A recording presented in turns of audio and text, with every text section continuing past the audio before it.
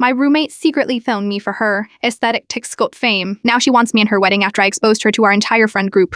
I still remember the exact moment I discovered the truth. My phone buzzed with a DM from a stranger. "Isn't this your apartment? You are all over the Strolls TikTok." Attached was a video of me in my own home, unaware I was being filmed. For 2 years, my roommate Dua had been secretly recording me for her aesthetic Marshall TikTok account with 800k followers.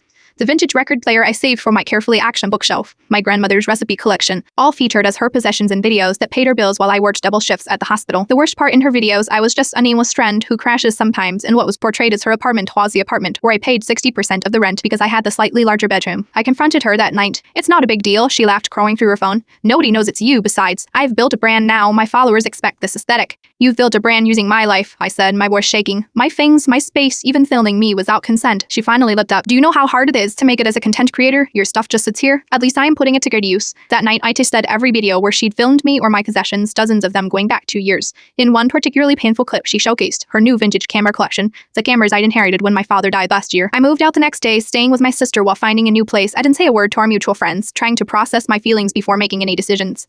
3 days later, Waya posted a tearful video about losing inspiration and how people who can't support your dreams don't deserve to be in your life. The comments flooded with support, people attacking the unnamed jealous hater who'd hurt her. That's when something broke inside me. I created a single Distoracum post, as a 10-slide carousel detailing everything with video evidence. I tagged our mutual friends but didn't post it publicly. I wanted accountability, not revenge. The response was immediate. Messages poured in. Other friends had been featured in her content without knowing. The vintage shop owner who curates her finds was actually just our neighbor whose apartment she filmed. While plant-sitting within 24 hours, she lost 100k followers. Sponsorships paused, partnerships. She shut down her accounts and disappeared for 2 weeks. Yesterday, my phone rang with her number for the first time since I moved out. "I've been doing a lot of reflecting," she began, her voice softer than I remembered.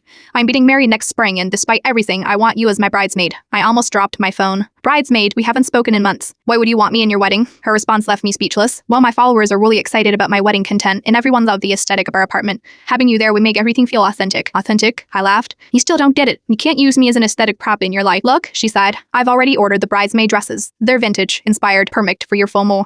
Plus, Cameron's family is paying for everything at this gorgeous vineyard. Think about the photos. Why home up, then Voicum. I'm not a filter you can apply to your life to make it look better than it is." She's called 17 times since then. Her sister, mother, and 3 mutual friends have reached out, saying I am ruining her special time and should just forgive and move forward. This morning, I blocked her number and bought myself the one thing I'd always wanted but never purchased. A small cottage upstate where I can build a life that's authentically mine, not someone else's bashra. Some people use others to build their life. I am finally building mine for myself.